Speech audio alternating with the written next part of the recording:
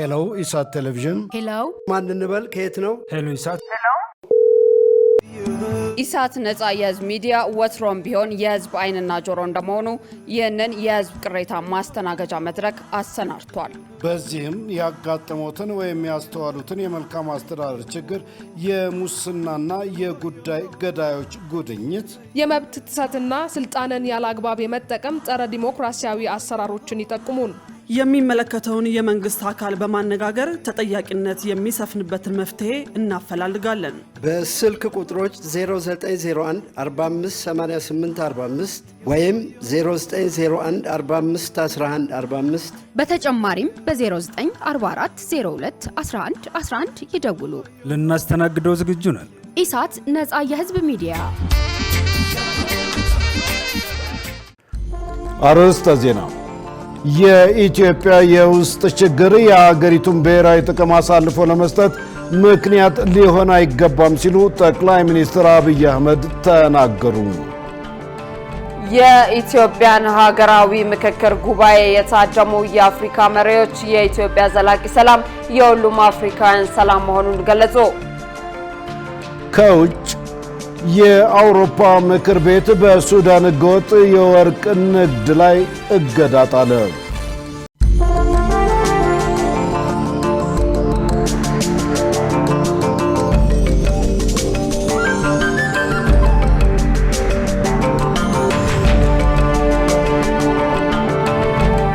ጤና ይስጥልን ክቡራን ተመልካቾቻችን፣ ከኢሳት ነፃ የህዝብ ሚዲያ የሰዓቱን ዜና ይዘን ቀርበናል። ትዕግስት ተስፋዬና እኔም ደረጀ ይልማ ዜናው ወደ እናንተ እናደርሳለን። ለምልክት ቋንቋው ደግሞ ዳዊት ጎሳይ አብሮናል። ወደ ቀዳሚው ዜና አልፋለሁ።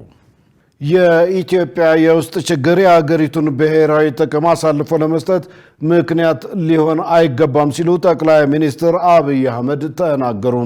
ጠቅላይ ሚኒስትሩ ይህን ያሉት በዛሬው ዕለት በተካሄደው ሀገራዊ የምክክር ጉባኤ ማስጀመሪያ ስነ ስርዓት ላይ ተገኝተው ባደረጉት ንግግር ነው። ትዕግስት ተስፋ ያዘጋጅተዋለች። መሳይ ገዛኝ እንደሚከተለው ታቀርበዋለች። የኢትዮጵያ ሀገራዊ ምክክር ኮሚሽን ሀገራዊ የምክክር ጉባኤውን በዛሬው ዕለት በይፋ አስጀምሯል። የኢፌዴሪ ጠቅላይ ሚኒስትር አብይ አህመድ በዚህ ወቅት እንዳሉት የኢትዮጵያውያንን የውስጥ ችግር በንግግርና በውይይት በመፍታት ብሔራዊ ጥቅሙን አሳልፎ የማይሰጥ ዜጋ መፍጠር ይገባል ብለዋል። ምንም ጉዳይ በውስጥ ቢያከራክረን፣ ምንም ጉዳይ በውስጥ ቢያጨቃጭቀን እንዲህ ባለው መድረክ መነጋገር፣ መወያየት፣ መፍታት ስለምንችል ለሌሎች ኃይሎች ጥቅም የኢትዮጵያን መሻት የኢትዮጵያን ብሔራዊ ፍላጎት አሳልፈን የምንሰጥ በታሪክ ውስጥ እንክርዳድ ሆነን የምንታይ ዜጎች ላለመሆን እያንዳንዳችን ጥረት ማድረግ ይኖርብናል። አሁን የምንመካከረው ስለ ትናንትናው አይደለም። የትናንትናን ችግር ፈተን ለነገ መልካም መሰረት ለማኖር ነውና እያንዳንዱ ተወያይ እያንዳንዱ ተወካይ ልጆቹን እያሰበ ለመመካከር የወሰነ መሆን አለበት። የምክክር ጉባኤው በሀገሪቱ ሰላማዊ የስልጣን ሽግግርን ለማጽናት ወሳኝ ነው ሲሉ ጠቅላይ ሚኒስትሩ ጨምረው ገልጸዋል። በዚህ ጉባኤ መሰረት ሰላማዊ የስልጣን ሽግግር ባህልን ታጸናለች። የጀመርናቸውን መልካም ዘሮች እንዘራለን። ነገር ግን ከሚያፈሩት ፍሬ እኛ ሳንሆን ትውልድ እንዲጠቀም እናደርጋለን። የኢትዮጵያ ሀገራዊ ምክክር ኮሚሽን ዋና ኮሚሽነር ፕሮፌሰር መስፍን አራያ በበኩላቸው ዛሬ የተጀመረው የምክክር ጉባኤ በኢትዮጵያ የወደፊት እጣ ፈንታ ላይ ለመስማማት ወሳኝ ምዕራፍ እንደሆነ ገልጸው በሂደቱ ተጠያቂነት ያላቸው የአሰራር መመሪያዎች ተግባራዊ መሆናቸውን ተናግረዋል። ዛሬ የምንጀምረው ጉባኤ እርስ በርስ እንድንደማመጥ፣ የሌላውን ህመም እንድንረዳ፣ በየጊዜው የሚያመረቅዙ ትርክቶችንና የታሪክ ጠባሳዎችን እንዲሽሩ ለማድረግ በጋራ የወደፊት እጣ ፈንታችን ላይ እንድንስማማ ትልቅ እድል የሚሰጥ ሀገራዊ ፈውስ የምናካሄድበት ነው። ዋና ተግባራትን ለመጥቀስ እወዳለሁ። አንደኛ፣ የአሰራር ስርዓቶችን መዘርጋት፣ የምክክር ሂደቱ ህጋዊነትና ተአማኒነትን የጠበቀ እንዲሆን ግልጽነት፣ ተጠያቂነት ያላቸው የአሰራር መመሪያዎችና ስርዓቶች ተዘርግተው ተግባራዊ ተደርገዋል። ሁለተኛ የምክክር ሂደት ተሳታፊዎችን የመለየት ስራ የምክክር ሂደቱ አካታችና ፍትሃዊ እንዲሆን ከሁሉም የህብረተሰብ ክፍሎች የተውጣጡ አርሶና አርብቶ አደሮችን፣ ሴቶችን፣ ወጣቶችን፣ የፖለቲካ ፓርቲዎችን፣ ተቋማትና ማህበራትን፣ ምሁራንና የማህበረሰብ መሪዎችን ያካተቱ ተሳታፊዎችን የመለየት ስራ በታማኝነትና በገለልተኝነት ተከናውኗል። ኮሚሽኑ ባዘጋጀው የምክክር ጉባኤ ከ4000 በላይ ተሳታፊዎች መገኘታቸው ይታወቃል። ጠቅላይ ሚኒስትር አብይ አህመድ ከአውሮፓ ህብረት የውጭ ጉዳይና ደህንነት ፖሊሲ ከፍተኛ ተወካይ ካያ ካላስ ጋር ተወያዩ። ጠቅላይ ሚኒስትሩ በማህበራዊ ትስስር ገጻቸው ባሰፈሩ ጽሑፍ የአውሮፓ ህብረት የውጭ ጉዳይና የደህንነት ፖሊሲ ከፍተኛ ተወካይ ካያ ካላስን ዛሬ ተቀብዬ ፍሬያማ ውይይት አድርገናል ብለዋል። በውይይታቸውም በአውሮፓ ህብረትና አፍሪካ መካከል ያለውን ግንኙነት ማጠንከር በሚቻልበት ሁኔታ ላይ መምከራቸውን አስታውቀዋል። በተጨማሪም በጋራ ጥቅሞችና ቅድሚያ በሚሰጣቸው ቁልፍ ጉዳዮች ላይ ያተኮረ ሀሳብ ተለዋውጠናል ያሉት ጠቅላይ ሚኒስትሩ ትኩረት የሚሹና ቀጠናዊ ጉዳዮች ላይ መሰረት ባደረገው ውይይት ኢኮኖሚያዊ ትብብርን ይበልጥ ለማሳደግና ለማስፋፋት በሚያስችሉ መንገዶች ላይ መምከራቸውን ጠቁመዋል።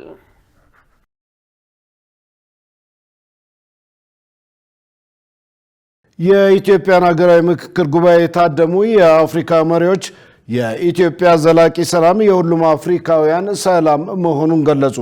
በሀገራዊ ምክክር ጉባኤው የተሳተፉ ሁሉ የሚወክሉትን ሕዝብ በተለይም በታላቅ ተስፋ የሚጠባበቁ እናቶችን፣ አባቶችንና ሕፃናትን በኃላፊነት ማሰብ እንደሚገባቸው ተመልክቷል።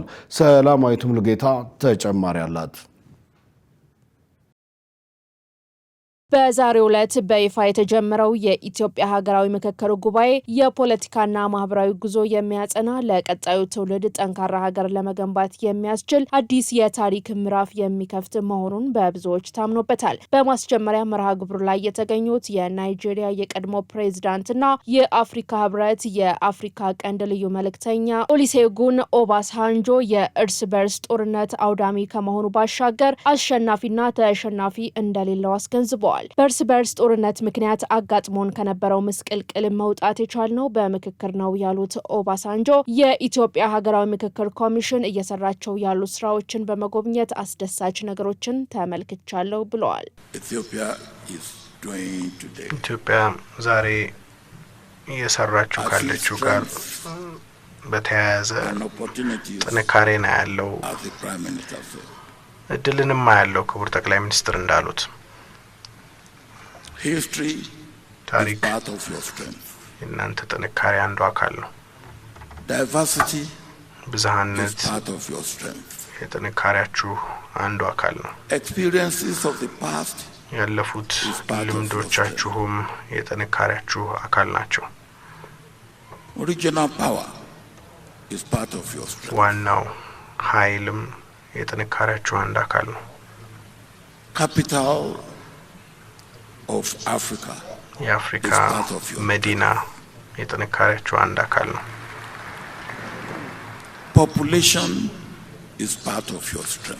ህዝብ የጥንካሬያችሁ አንድ አካል ነው።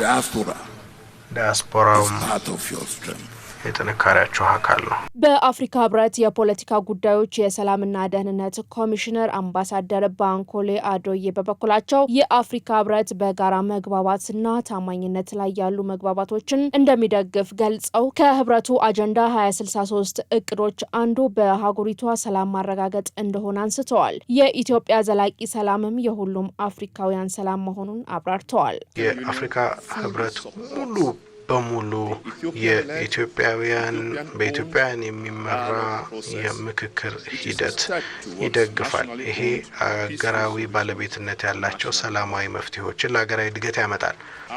ከእናንተ ጎን አሁንም እንደ አፍሪካ ህብረት ሰላምን ለማስረጽ እንቆማለን። ሀገራዊ መስማማትን፣ ዘላቂ ልማትን ማምጣትን እንዲሁም የሁሉም ኢትዮጵያውያኖች ህልሞች እንዲሳኩ እንዲሁም ከአጀንዳ 2063 ጋር እንዲጣጣሙ ከጎናችሁ እንቆማለን።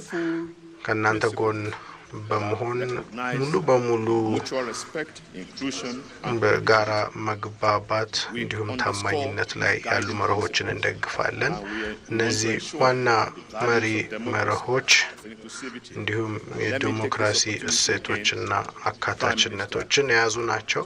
የምስራቅ አፍሪካ የልማት በይነ መንግስታት ዋና ጸሐፊ ዶክተር ወርቅነህ ገበየሁ እንደገለጹት በጉባኤው ላይ የተሳተፉ አካላት ሁሉ የሚወክሉትን ህዝብ በተለይም በታላቅ ተስፋ የሚጠባበቁ እናቶችን፣ አባቶችና ህጻናትን በኃላፊነት ማሰብ እንደሚገባ አሳስበዋል። በዚህ አዳራሽ ውስጥ ስትቀመጡ የምትወክሉትን ህዝብ በሚገባ ማስታወስ ተገቢ ነው። የኢትዮጵያ እናቶች፣ አባቶች፣ ወጣቶችና ህጻናት ዛሬ እናንተን እየተመለከቱ ነው። የሚመለከቷችሁ በተስፋ መቁረጥ ስሜት ሳይሆን በጉጉት እና በታላቅ ተስፋ ነው። ግጭትና ስቃይ ኢትዮጵያ ውስጥ ማብቃት አለብን። እንኳን ለራሳችን ለአፍሪካ ተምሳሌት የሆን የነጻነት ቀንዲል አገር ነን። ኢትዮጵያ የአፍሪካ የነጻነት ቀንዲልና ተምሳሌት እንደመሆኗ መጠን በሀገሪቱ ውስጥ ያለው ግጭትና ስቃይ ሙሉ በሙሉ ሊያበቃ እንደሚገባም በመድረኩ ተገልጿል። ወደ ህዝብ ተወካዮች ምክር ቤት የሚገቡ አዲስ የተፎካካሪ ፓርቲ አባላት የሀገራዊ ምክክር ኮሚሽኑን የመጨረሻ የውሳኔ ሀሳብ ለመተግበር በትኩረት እንደሚሰሩ አስታወቁ። በሌላ በኩል በማህበረሰቡ በኩል የሚነሱ ጥያቄዎች ተገቢውን ምላሽ እንዲያገኙ ለማድረግ በአጽንኦት እንሰራለን ሲሉ የኢዜማና የአብን ፓርቲ ተወካዮች ምክር ቤት አባላት ለኢሳት ገልጸዋል። ገነት ዘዘው ካለፈው ምርጫ ይልቅ በዘንድሮ ምርጫ ቁጥራቸው በጥፍ የጨመረው ተፎካካሪ የፖለቲካ ፓርቲዎች ወደ ህዝብ ተወካዮች ምክር ቤት ለመግባት ዝግጅታቸውን እያጠናቀቁ መሆኑ ይታወቃል። ይህንን መነሻ በማድረግ በፓርላማ ቆይታችሁ የወከላችሁን ህዝብ ድምጽ ለማሰማት ምን ታደርጋላችሁ ሲል ኢሳት በዘንድሮ ምርጫ ለህዝብ እንደራሴዎች ምክር ቤት ካሸነፉ ፓርቲዎች መካከል የኢትዮጵያ ዜጎች ለማህበራዊ ፍትህ ኢዜማና የአማራ ብሔራዊ ንቅናቄ አብን ፓርቲ አመራሮችን ጠይቋል። የኢዜማ ፓርቲ ምክትል መሪ ንጋቱ ወልዴ በሰጡት ምላሽ ኢዜማ 13 የህዝብ ተወካዮች ምክር ቤት መቀመጫ ወንበር ማግኘቱን ገልጸው በዚህም በቀጣይ 5 ዓመታት በሚኖራቸው የስራ ዘመን በምክር ቤቱ ውስጥ ብርቱ የሐሳብ ሙግት እንደሚያደርጉና ማህበረሰቡ የሚያነሳቸው ጥያቄዎች ምላሽ እንዲያገኙ ለማድረግ እንደሚሰሩ ተናግረዋል።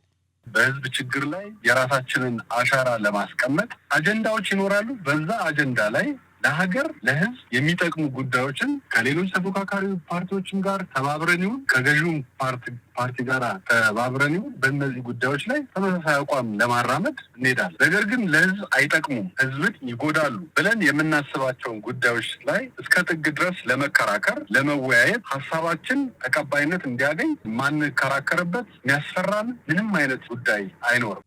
በሌላ በኩል የኢትዮጵያ ሀገራዊ ምክክር ኮሚሽን በጠቅላላ ጉባኤው ላይ የሚደርስባቸውን የፖለቲካ የማህበራዊና ኢኮኖሚያዊ የጋራ ውሳኔዎች በምክር ቤቱ ውስጥ ወደ ህግ ማዕቀፍ የመውሰድ ብሎም ተግባራዊ የሚደረግበትን ስራ መስራት ይጠበቃል ብለዋል።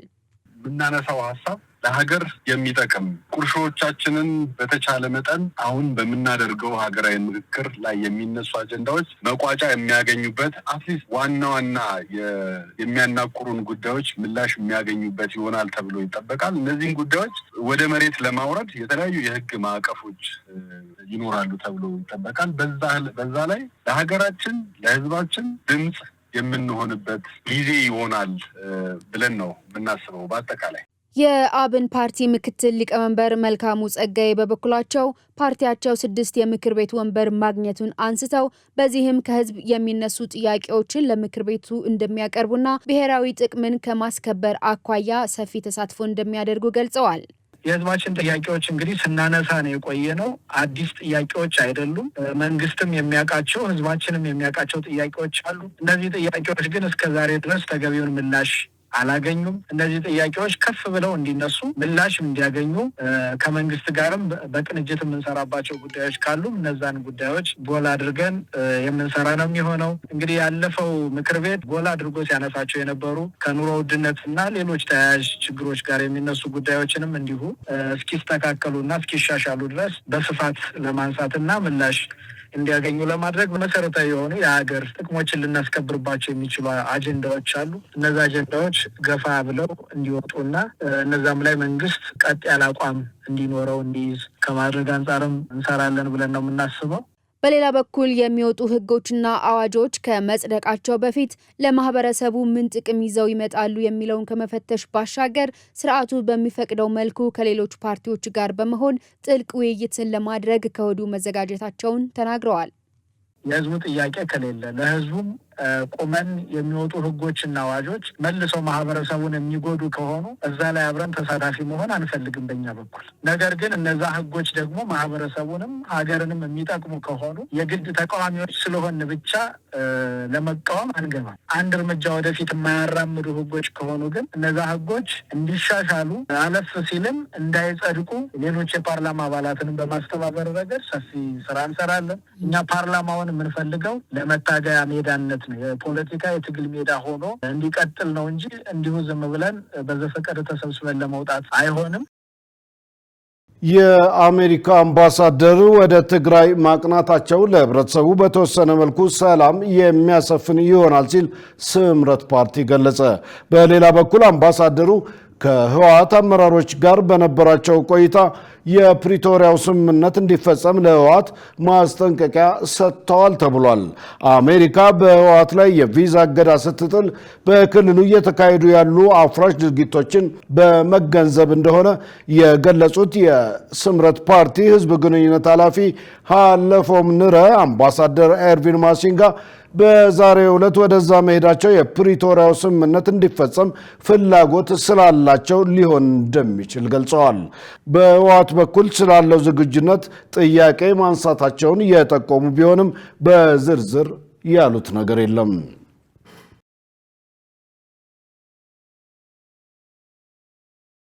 በህፃናት ላይ የሚፈጸሙ ጥቃቶችን በወቅቱ ሪፖርት ከማድረግ አኳያ ክፍተት እንዳለ ተገለጸ። ህብረተሰቡ ተባባሪ ባለመሆኑ ህፃናት ላይ ጾታዊ ጥቃት የፈጸሙ አካላት ተገቢውን ቅጣት እያገኙ አይደለም ሲል የአዲስ አበባ ሴቶች ህፃናትና ማህበራዊ ጉዳይ ቢሮ ገልጿል። መሰረት ባዩ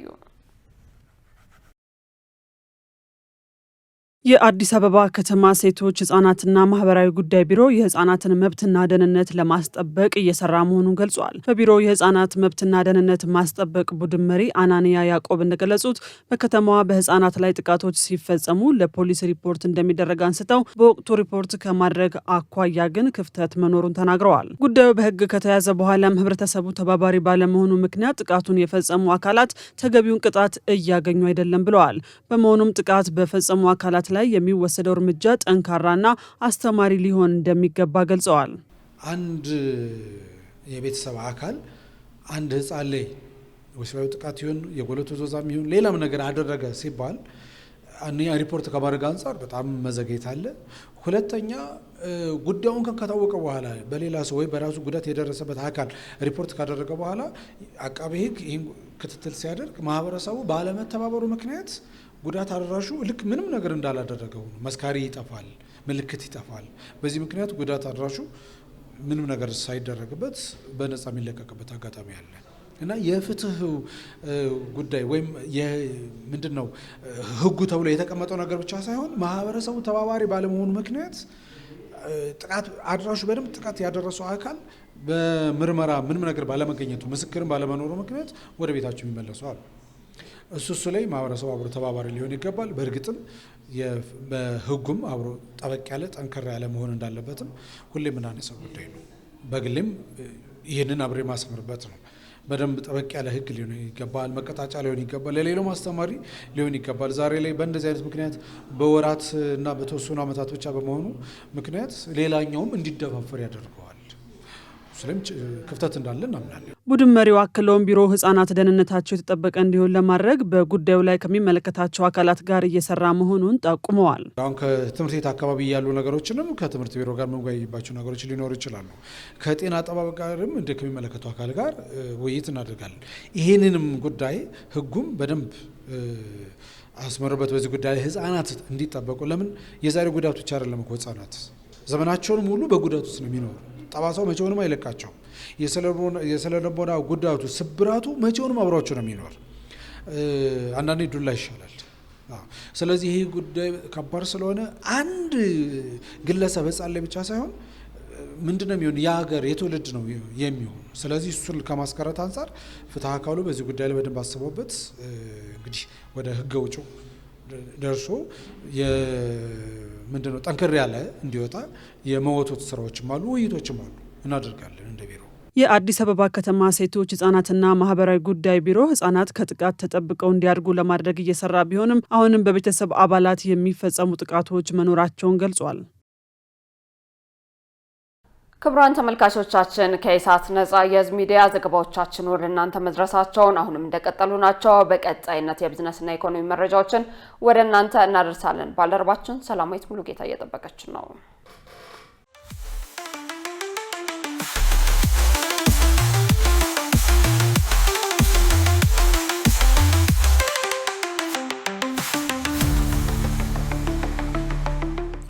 ውድ ተመልካቾቻችን ከኢሳት ነጻ የህዝብ ሚዲያ ለለቱ ያዝናቸው የቢዝነስና የኢኮኖሚ መረጃዎችን ይዘን ቀርበናል። ከዘገባዎቹ ጋር ሰላማዊት ሙሉጌታ ነኝ። አብራችሁን ቆዩ።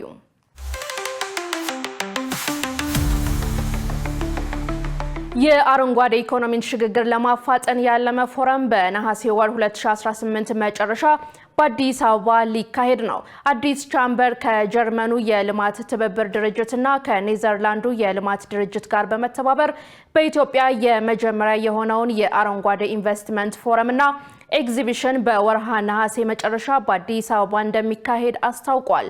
ይህ መድረክ ዘላቂ ልማትን፣ ታዳሽ ኃይልን፣ የካርበን ቅነሳንና አረንጓዴ ፋይናንስን በሚመለከቱ ጥናታዊ ጽሑፎችን ያቀርባል ተብሏል። በተጨማሪም የግል ኩባንያዎችን የፋይናንስ ተቋማትና ስራ ፈጣሪዎችን በማገናኘት የንግድ ትስስር እድል ይፈጥራል ተብሎ እንደሚጠበቅ ተመልክቷል።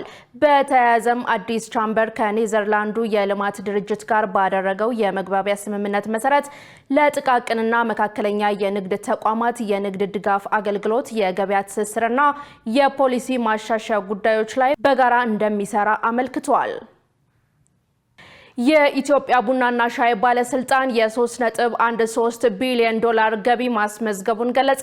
የኢትዮጵያ ቡናና ሻይ ባለስልጣን የ2018 በጀት ዓመት የስራ አፈጻጸም ግምገማና የ2019 በጀት ዓመት እቅድ ላይ ያተኮረ የማኔጅመንት አባላት የውይይት መድረክ አካሂዷል። ባለስልጣኑ በበጀት ዓመቱ 440 ሺህ ቶን ቡና ወደ ውጭ በመላክ የ3.13 ቢሊዮን የአሜሪካ ዶላር ገቢ ማግኘቱን አስታውቋል። የባለስልጣኑ ዋና ዳይሬክተር ዶክተር አዱኛ ደበላ እንደገለጹት ይህ ውጤት የተመዘገበው በጥራት ላይ ትኩረት በማድረግና ምርታማነትን በማሳደግ ነው ብለዋል።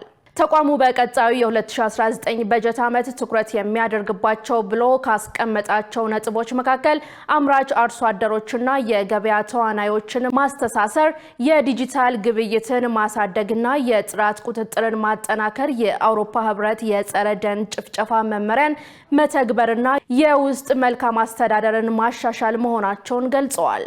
በ2019 በጀት ዓመት በቡና ሻይና ቅመማ ቅመም ልማትና ግብይት ዘርፎችን ለማሳደግ የታሰቡ ጉዳዮች ረቂቅ እቅድ የቀረበ ሲሆን እቅዱን ለማሳካት የሚያስችሉ ዝርዝር መነሻዎችን፣ የገበያ ትንተናዎች በሪፖርቱ እንዲካተቱ አቅጣጫ መቀመጡን ከተቋሙ የተገኘው መረጃ አመልክቷል።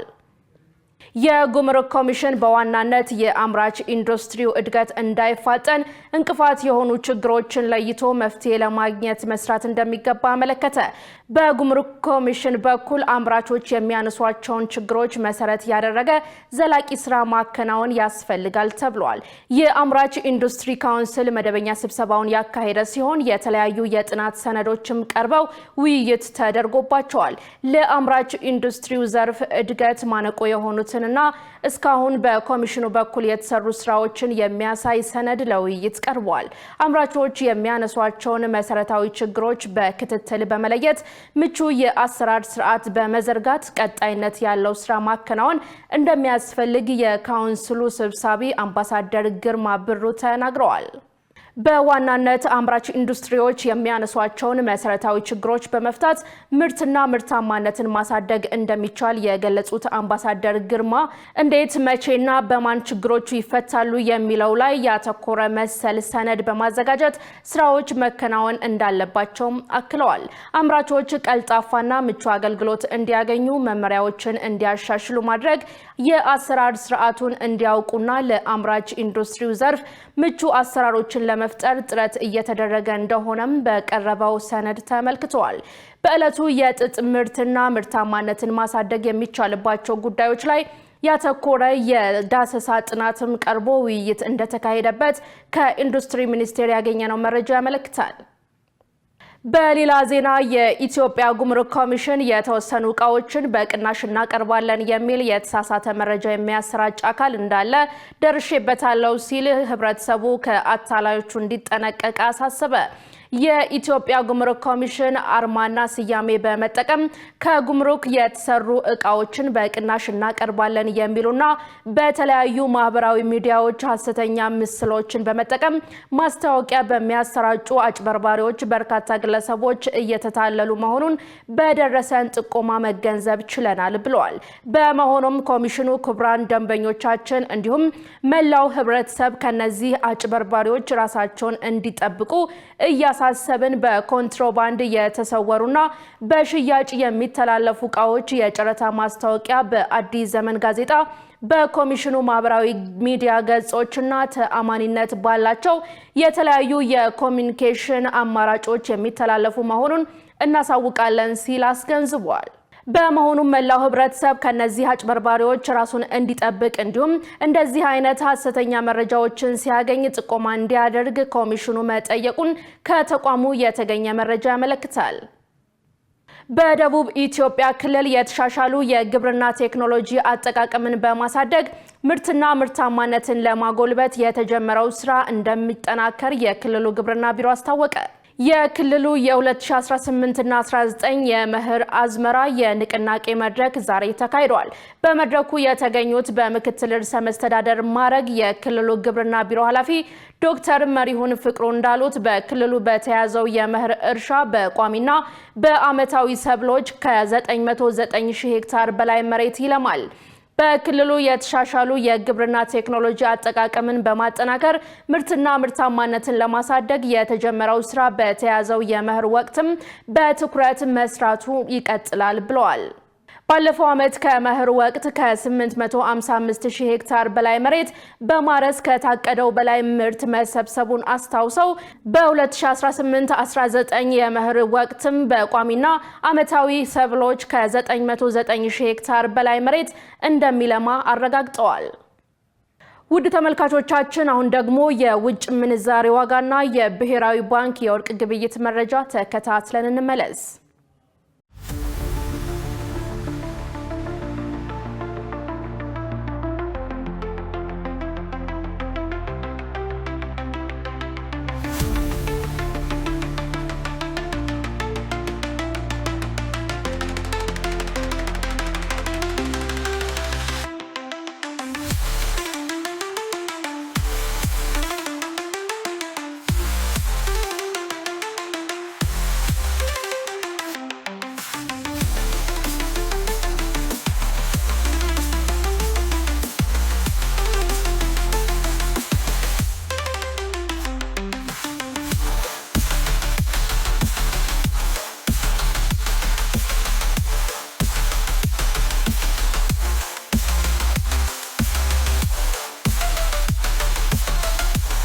ውድ ተመልካቾቻችን ለዕለቱ የያዝናቸው የቢዝነስና የኢኮኖሚ መረጃዎች ተጠናቀዋል። አሁን ደግሞ ወደ ዋናው ዜና እንለፍ።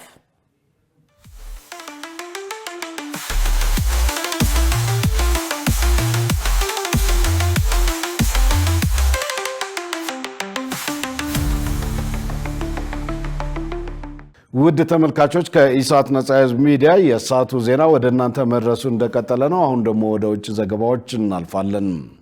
የአውሮፓ ምክር ቤት በሱዳን ህገወጥ የወርቅ ንግድ ላይ እገዳ ጣለ። በሱዳን ያለው ግጭት እንዲራዘም ያደረገው ዋነኛው ምክንያት ህገወጥ የወርቅ ንግድ ነው ተብሏል። ሸሪፍ ኢማም ተጨማሪ አለው። የአውሮፓ ምክር ቤት የሱዳንን ወርቅ በህገወጥ መንገድ ወደ ሀገራቸው የሚያስገቡና ለወርቅ ማዕድን ቁፋሮ የሚያገለግሉ የኬሚካል ግብዓቶችን በተመለከተ እገዳ ጥሏል። ይህ እገዳ ከፍተኛ የሆነ ክርክር አስነስቷል በማዕድን አዋቂዎችና በኢኮኖሚስቶች መካከል። ጉዳዩ ምን ያህል ተግባራዊና ውጤታማ ይሆናል በሚል ወርቅ በሱዳን የሀገሪቱ የኢኮኖሚ ጀርባ አጥንት ተደርጎ የሚወሰድ ዋነኛው የውጭ ምንዛሪ ማግኛ ነው። በተለይም ደቡብ ሱዳን እንደ ሀገር ራሷን ችላ በ2011 ከተገነጠለች በኋላ።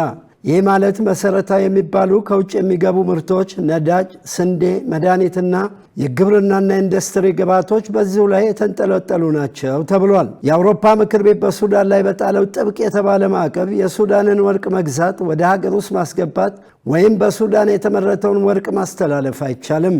አክሎም ባደረገው ክልከላ ለሱዳን ሜርኩሪና ሳይናይድ መሸጥ፣ ማቀበል ወይም ኤክስፖርት ማድረግም አይቻልም። ይህ ሁሉ የተደረገው በሱዳን ያለው የእርስ በርስ ጦርነት የሚደጎመው ከህገወጥ ወርቅ በሚገኝ ሽያጭ ነው።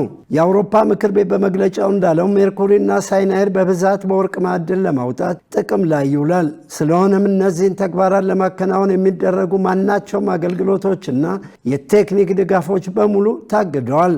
ምክንያቱ ደግሞ በሱዳን ያለው ግጭት እንዲራዘም ያደረገው ዋነኛ የገቢ ምንጭ ስለሆነ ነው ተብሏል። አንዳንዶች እንደሚያምኑት ከሆነ የተወሰነ ውሳኔ ሊኖረው የሚችለው ተጽዕኖ አነስተኛ ነው እያሉ ነው።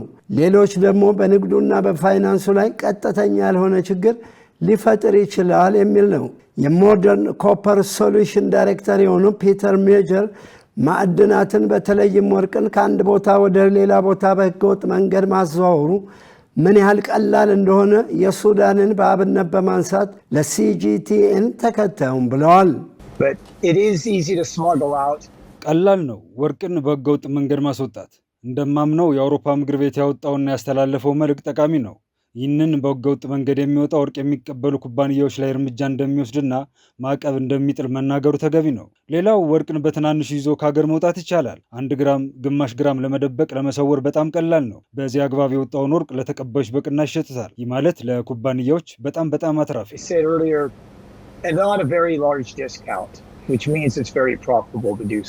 ሱዳን በዋነኛነት ወርቋን ኤክስፖርት የምታደርገው ለተባበሩት አረብ ኤሚሬትስ፣ ኳታር፣ ቱርክዬ፣ ግብፅና በርካታ የአፍሪካ ሀገራት ነው። በባህላዊ መንገድ የሚመረተው ወርቅ በሱዳን 80 ከመቶ ሲሆን 20 ከመቶ ብቻ በተደራጀ መንገድ ይመረታል። የማዕድን ዘርፉ 2 ሚሊዮን ለሚሆኑ ሱዳናውያን የሥራ ዕድል የፈጠረ ነው ተብሏል። በዋነኛነት ምርት የሚመረትበት ስፍራ በሪቨር ናይል በሰሜንና በቀይ ባህር ግዛት ነው። እንደ ሱዳን ማዕከላዊ ባንክ ሀገሪቱ በ2025 ወደ ውጭ ከላከችው 14.7 ቶን ወርቅ 1.5 ቢሊዮን ዶላር በላይ ገቢ አግኝታለች። ይህ ማለት ከሱዳን አጠቃላይ ኤክስፖርት 58 ከመቶ ማለት ነው። ዜናውን ስናዘጋጅ ሱዳን ትሪቢዩንና ሲጂቲኤንን በመረጃ ምንጭነት ተጠቅመናል። ቻይና በምስራቅ አፍሪካ የተቀሰቀሰውን የኢቦላ ወረርሽኝ ለመከላከል የሚደረገውን ጥረት እያገዘች መሆኑ ተገለጸ። የዓለም ጤና ድርጅትና የአፍሪካ በሽታ መከላከልና መቆጣጠር ማዕከል በቀጠናው የተከሰተውን ወረርሽኝ ለመከላከል የሚያስችል የ6 ወራት የአደጋ ጊዜ የጋራ መከላከያ እቅድ አውጥተው እየተንቀሳቀሱ ስለመሆኑ ተሰምቷል። ዮሐንስ ተስፋ ያዘጋጀውን መሳይ ገዛኸኝ እንደሚከተለው ታቀርበዋለች። ቻይና በምስራቅ አፍሪካ የተቀሰቀሰውን የኢቦላ ወረርሽኝ ለመከላከል የሚደረገውን ጥረት እያገዘች ስለመሆኑ እየተነገረ ይገኛል። ይህንንም ተከትሎ የቻይና የበሽታ መከላከልና መቆጣጠር ማዕከል ቻይና ሲዲሲ የላካቸው 2 ከፍተኛ ባለሙያዎች በአፍሪካ በሽታ መከላከልና መቆጣጠር ማዕከልና በዓለም ጤና ድርጅት ግብዣ መሰረት ከቤጂንግ ወደ ኡጋንዳ ካምፓላ አቅንተዋል። እነዚህ ባለሙያዎች ለወረርሽኙ ምላሽ ለመስጠት እንደ ቴክኒካዊ ማስተባበሪያ ማዕከል ሆኖ የሚያገለግለውን የአደጋ ጊዜ አስተዳደር ድጋፍ ቡድን ይቀላቀላሉ። ዋና ተግባራቸውም ከአካባቢው ተጨባጭ ሁኔታዎች ጋር የተጣጣሙ የመከላከያ እርምጃዎችን መደገፍና ወረርሽኙን ሙሉ በሙሉ ለመቆጣጠር የሚደረገውን ጥረት መደገፍ ይሆናል ተብሎ ይጠበቃል። ወደዚያ የምናቀናው ለብቻችን ለመስራት ሳይሆን አሁን ባለው የአይኤምኤስቲ ማዕቀፍ ውስጥ ራሳችንን በማካተት ለመንቀሳቀስ ነው። ከአፍሪካ ሲዲሲ፣ ከዓለም ጤና ድርጅትና ከሌሎች ሀገራት ከመጡ ባለሙያዎች ጋር በጋራ በመተባበር ጉዳዮች እንወያያለን። በመረጃ ትንተና፣ በስጋት ግምገማ እንዲሁም በቴክኒካዊ የውሳኔ ምክር ሀሳቦች ላይም በንቃት እንሳተፋለን። የአደጋ ጊዜ አስተዳደር ድጋፍ ቡድኑ ከተለያዩ ዓለም አቀፍ አገሮች የተወጣጡ ባለሙያዎችን በአንድ ላይ ያሰባሰበ ሲሆን በክትትል፣ በላቦራቶሪ ምርመራ፣ በኢንፌክሽን መከላከልና የማህበረሰብ ተሳትፎን ጨምሮ በ14 የቴክኒክ ዘርፎች ላይ ያተኮሩ ስራዎች ያከናውናል። እኛ ማሳካት የምንፈልገው የቻይናን ልምድ ከአካባቢው ተጨባጭ ሁኔታዎች ጋር ማጣበር ነው። በዕለታዊ ስራዎቻችን መረጃዎችን ስንተነትን፣ የክትትል ሁኔታዎችን ስንወያይ ወይም የላቦራቶሪ አቅምን ስንገመግም ካለፉት ወረርሽኞች ያገኘናቸውን ተግባራዊ ትምህርቶች እናካፍላለን። ይህም ለአካባቢው የሚስማማውን ምርጥ የመከላከያ ስልት ለመንደፍ ይረዳቸዋል። ወደ ኡጋንዳ ያቀኑት ሁለቱ ቻይናዊ ባለሙያዎች ከ10 ዓመታት በፊት በምዕራብ አፍሪካ በተከሰተው አስከፊ የኢቦላ ወረርሽኝ ወቅት በግንባር ቀደምነት የተሳተፉ አንጋፋ የጤና ባለሙያዎች ሲሆኑ አሁን ደግሞ በኡጋንዳ አዲስ ፈተና ለመጋፈጥ ተዘጋጅተዋል። ባለሙያዎቹ በአስተባባሪና በአስተዳደር ቡድን ውስጥ በመካተት በባለብዙ ወገን ቅንጅት እና በድንገተኛ አደጋ ጊዜ ምላሽ አሰጣጥ ላይ ይሰራሉ። የወረርሽኙን ሁኔታ እከታተላለሁ። የበሽታውን የመተላለፍ ስጋቶችና በተለያዩ አካባቢዎች የተወሰዱ የቁጥጥር እርምጃዎች ምን ያህል ውጤታማ እንደሆኑ ገመግማለሁ። እንዲሁም የክትትል ስርዓቶች እንዴት እየሰሩ እንደሆነ መገምገም፣ ድንበር ተሻጋሪ ስርጭትን መመርመርና የመረጃ ልውጥን ማሳደግ የስራ አካል ይሆናል።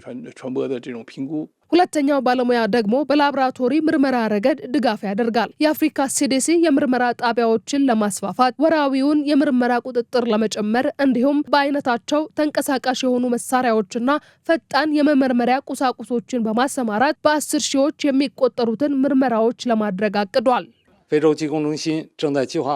የመሳሪያዎች ስርጭትና የምርመራ ጣቢያዎች የስራ እንቅስቃሴ እከታተላለሁ። በተለይም ናሙናዎችን ማጓጓዝ ላይ ትኩረት እናደርጋለን። በአንዳንድ አካባቢዎች ረጅም የትራንስፖርት ጊዜ መውሰዱ በሽታውን በፍጥነት ለመለየት ሕክምና ለመጀመር መዘግየትን ይፈጥራል። ይህ ደግሞ ለከፍተኛ የሞት መጠን ዋና የቴክኒክ ምክንያት ነው። በተጨማሪም የላቦራቶሪ የስራ ጫናዎችና የበሽታውን የመገኘት መጠን እንተነትናለን።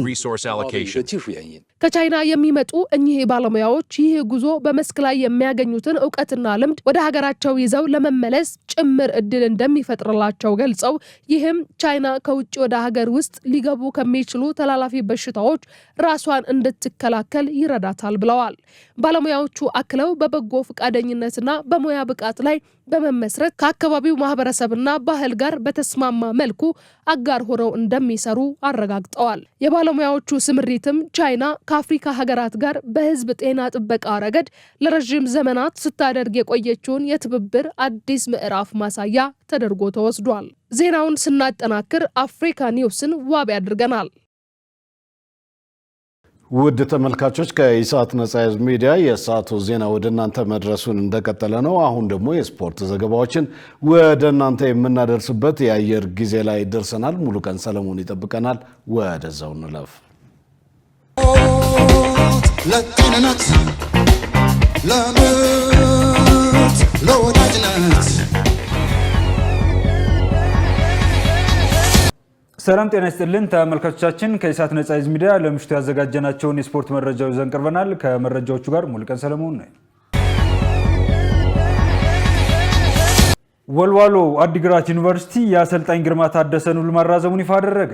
ወልዋሎ አዲግራት ዩኒቨርሲቲ የአሰልጣኝ ግርማ ታደሰን ውል ማራዘሙን ይፋ አድርጓል። ወልዋሎን የ2018 የኢትዮጵያ ዋንጫ አሸናፊ ያደረጉት አሰልጣኝ ግርማ ታደሰ ለቀጣዮቹ 2 ዓመታት በክለቡ ለመቆየት መፈረማቸውን ሃትሪክ ስፖርት ዘግባለች። በዓለም ዋንጫ የግማሽ ፍጻሜ መርሃ ግብር ዛሬ ምሽት 4 ሰዓት ላይ እንግሊዝ ከአርጀንቲና ይጫወታሉ። የጨዋታው አሸናፊ የፊታችን እሁድ ከስፔን ጋር ለዋንጫ ይጫወታል። መሰረት ባዩ ዝርዝሩን ታቀርበዋለች። በመላው ዓለም የሚገኙ የእግር ኳስ አፍቃሪያንን ትኩረት የሳበው 23ኛው የፊፋ የዓለም ዋንጫ ወደ ማጠቃለያው እያመራ ይገኛል። ዛሬ ምሽት 4 ሰዓት ላይ በአሜሪካው አትላንታ ከተማ በሚገኘው ዘመናዊው የመርሲሳይድ ቤንዝ ስታዲየም በዓለም እግር ኳስ ታሪክ ውስጥ ከፍተኛ ፉክክር የሚታይበት ታሪካዊ ፍጥጫ ያላቸው እንግሊዝና አርጀንቲና በግማሽ ፍጻሜው ሁለተኛ ጨዋታ ፊት ለፊት ይገናኛሉ። ይህ ጨዋታ አሸናፊውን ቡድን የፊታችን እሁድ ምሽት በተመሳሳይ 4 ሰዓት ላይ ቀደም ብላ ፍጻሜውን ከተቀላቀለችው የስፔን ብሔራዊ ቡድን ጋር ለታላቁ የዓለም ዋንጫ ክብር የሚያገናኝ በመሆኑ ፍልሚያው እጅግ ተጠባቂ ያደርገዋል። እግር ኳስን ለመጀመሪያ ጊዜ ለዓለም አስተዋውቀናል የሚሉት እንግሊዞች በነበራቸው ከፍተኛ ኩራት ምክንያት እንደ አውሮፓውያን አቆጣጠር በ1930 በ1934 እና በ1938 የተካሄዱትን የመጀመሪያዎቹን 3 የዓለም ዋንጫዎች እኛ እግር ኳስን የፈጠርን ሀገር ስለሆንን ከማንም ጋር አንወዳደርም በሚል መርህ ራሳቸውን አግልለው ቆይተዋል። ሆኖም ለመጀመሪያ ጊዜ መሳተፍ ከጀመሩበት የ1950ው የብራዚል የዓለም ዋንጫ ጀምሮ በአጠቃላይ 16 ጊዜ በውድድሩ ላይ ለመሳተፍ በቅተዋል። እንግሊዝ ከነዚህ በርካታ ተሳታፊዎቿ ውስጥ ለፍጻሜ መድረስ የቻለችው በታሪኳ አንድ ጊዜ ብቻ ሲሆን ይህም እንደ አውሮፓውያኑ በ1936 ራሷ ባዘጋጀችው 8ኛው የዓለም ዋንጫ ላይ ነበር። በወቅቱ በታሪካዊ ዌምብሌይ ስቴዲየም ምዕራብ ጀርመንን 4-2 ስታሸንፍ ታዋቂው አጥቂ ጆፍ ኸረስት በዓለም ዋንጫ ፍጻሜ ታሪክ የመጀመሪያውን ሃትሪክ በመስራት ድሉን አሳክቷል። 3ቱ አንበሶች የዘንድሮውን ጨምሮ ለግማሽ ፍጻሜ መድረስ የቻሉት ግን በታሪካቸው ለ3ኛ ጊዜ ብቻ በመሆኑ ይህ የዘመናዊ የእንግሊዝ ቡድን ለሁለተኛ የዓለም ዋንጫ ድል ምን ያህል የተራበ መሆኑን በተግባር ያሳያል። በተቃራኒው የእግር ኳስ ታሪክ ምንጊዜም የማይዘነጋቸውን እንደ ዲያጎ አርማንዶ ማራዶና እና ሊዮኔል ሜሲ የመሳሰሉ ፈርጦችን ያፈራችው ባለክብሯ አርጀንቲና እስካሁን ከተካሄዱት የዓለም ዋንጫዎች በ19ኙ ላይ በመሳተፍ የበለጸገ ታሪክ አላት። አልቢሴሌስቶቹ በአጠቃላይ 6 ጊዜ ለፍጻሜ መድረስ የቻሉ ሲሆን 3ቱን በማሸነፍ ባለ3 ኮከብ መሆን ችለዋል። በዚህ ታላቅ ስኬታቸው ከብራዚል፣ ጀርመንና ጣሊያን በመቀጠል በዓለም ዋንጫ ታሪክ 4ኛ ተጽዕኖ ፈጣሪ ሀገር ለመሆን በቅተዋል። ሁለቱ ሀገራት በዓለም ዋንጫ መድረክ እስካሁን 5 ጊዜ የተገናኙ ሲሆን እንግሊዝ 3ቱን በማሸነፍ በአጠቃላይ የበላይነት ቢኖራትም የሁለቱ ሀገራት እግር ኳሳዊና ፖለቲካዊ ጠላትነት የገነነው ግን በ1986ቱ የሜክሲኮ የዓለም ዋንጫ ላይ ነበር። በፎክላንድ ደሴቶች ጦርነት ሳቢያ በፖለቲካዊ ውጥረት ውስጥ በነበሩት ሁለቱ ሀገራት መካከል የተደረገው የሩብ ፍጻሜ ጨዋታ አርጀንቲና 2-1 ባሸነፈችበት ወቅት ዲያጎ ማራዶና ያስቆጠራቸው 2 ጎሎች እስከ ዛሬም ድረስ የእግር ኳስ ታሪክ ዋነኛ መነጋገሪያዎቹ ናቸው። ማራዶና በእንግሊዙ ግብ ጠባቂ ፒተር ሺልተን ላይ በእጁ ገጭቶ ያስቆጠራትና በወቅቱ በዳኞች ያልታየችው የመጀመሪያዋ ግብ የአምላክ እጅ በመባል ስትታወቅ ከራሱ ሜዳ ተነስቶ 68 ሜትሮችን ከኳስ ጋር በመሮጥ 5 የእንግሊዝ ተከላካዮችንና ግብ ጠባቂውን ጭምር አታሎ ያስቆጠራት ሁለተኛዋ አስደናቂ ግብ ደግሞ በፊፋ የክፍለ ዘመኑ ምርጥ ጎል ተብላ ለመመረጥ በቅታለች። ለዛሬው ምሽት ታላቅ ጨዋታ ታሪካዊ ትስስሩን ይበልጥ ደማቅ ለማድረግ የአርጀንቲና ብሔራዊ ቡድን በዚያ በ1986ቱ ታሪካዊ ጨዋታ እንግሊዝን ሲያሸንፉ ለብሰውት የነበረውን ደማቅ ሰማያዊ ማሊያ ለብሰው ወደ ሜዳ እንደሚገቡ ተረጋግጧል። ይህ ውሳኔ በአርጀንቲናውያን በኩል የስነ ልቦና የበላይነትን ለመውሰድ የታለመ ሲሆን በእንግሊዞች በኩል ደግሞ የበቀል ስሜትን ሊቀሰቅስ እንደሚችል ይጠበቃል። ታላቁ ፍልሚያ ዛሬ ምሽት 4 ሰዓት ላይ በአትላንታ ሲጀመር መላው ዓለም እግር ኳሳዊ ጥበብን ለመታደም በጉጉት ይጠባበቃል። ተመልካቾቻችን ከኢሳት ነጻ ህዝብ ሚዲያ የሚተላለፉላችሁ የምሽት የስፖርት መረጃዎቻችን እንደቀጠሉ ናቸው። ወደ ዝውውር መረጃዎቻችን እንለፍ። ማንቸስተር ዩናይትድ ዩሪ ቴሌማንስን ማስፈረማቸውን ይፋ አደረጉ። ቤልጂየማዊው አማካይ ዩሪ ቴሌማንስ በዩናይትድ ቤት እስከ 2031 የሚያቆየውን ኮንትራት መፈረሙ ተዘግቧል። ተጫዋቹ ካስሜሮ ያደርግ የነበረውን የ18 ቁጥር መለያ እንደሚለብስም ክለቡ አስታውቋል። ማንቸስተር ዩናይትዶች በተጨማሪም ኮንትራቱን ያጠናቀቀውን የሊድስ ዩናይትድ ግብ ጠባቂ ካርል ዳሎን በነፃ የዝውውር ሂሳብ ማስፈረማቸውን ይፋ አድርገዋል። የ35 ዓመቱ ዌልሳዊ ካርል ዳሎ በክለቡ እስከ 2028 የውድድር ዘመን የሚያቆየውን ኮንትራት ተፈራርመዋል። ብራይተን በበኩሉ ሉካ ቪስኮቪችን ከቶተናም ማስፈረሙን ይፋ አድርጓል።